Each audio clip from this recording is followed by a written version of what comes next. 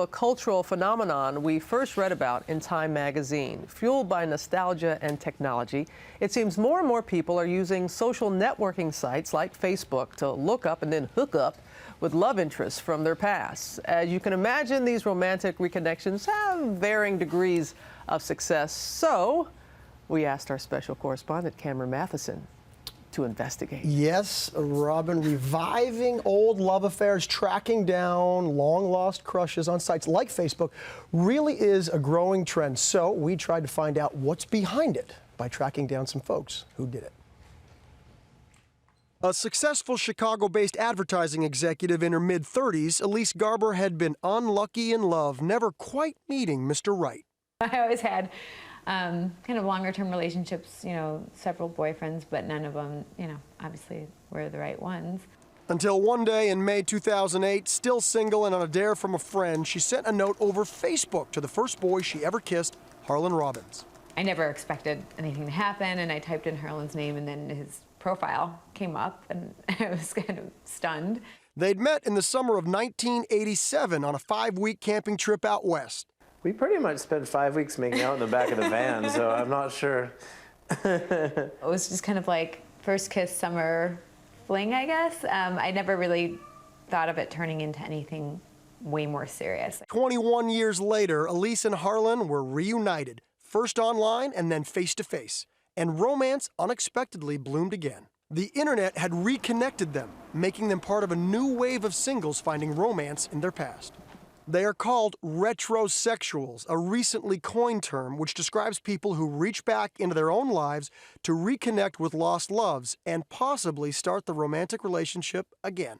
The lost love is somebody that you always wondered what happened to them and what could have been and what should have been.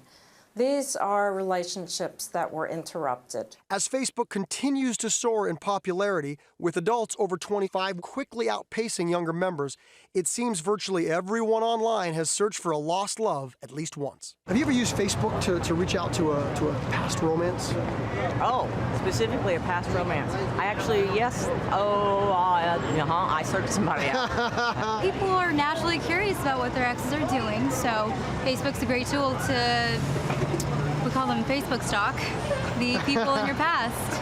It's like you know about them, but you don't know, you're not supposed to know about them. Why did you go looking in the first place? I needed one of those fixes. It's been a long, long time. Okay. Dr. Nancy Kalish, a psychologist who studies lost love, says teenage hormones are stored as sensory and emotional memories. It doesn't mean that we have to be with that person, but what it does mean is that in the adolescent years there are these hormones, sexual and growth hormones and everything else, and you encode the person in a sensory way. These memories are so strong they can even be detrimental to people who are already married and rediscover a former romance. The person is on Facebook, gets a little note, "Hi, how are you? Is that you?" And you write back innocently, and before you know it, they're reminiscing and all those feelings are coming back. But for folks like Elise and Harlan, the reunion was a match meant to be. They were married just 2 weeks ago. You don't believe in fate, Mama? Destiny? I never did, but really, like, this has been, this has been kind of strange. Elise and Harlan happily married, like I said, now living in Seattle. There are some good stories from this. Experts say that the main reason that people are doing this retrosexing are because of the comfort and the security that comes with it. Reconnecting with an old flame is very safe, and it has the added benefit of making you feel young again.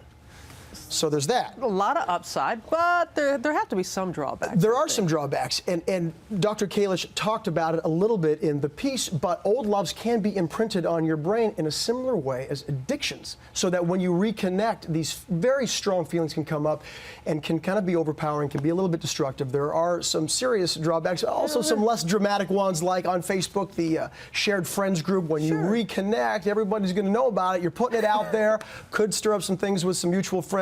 In fact, there's so many drawbacks that the person who coined the phrase retrosexual also coined regretrosexual. So the same person. Yeah, the same person. So you know, there's some positives and some negatives out there. Tomato, tomato. Tomato, tomato. Thank you, Cameron. All Thanks right. so much. And we'd love to hear what you have to say about this and weigh in on our shout-out board at abcnews.com.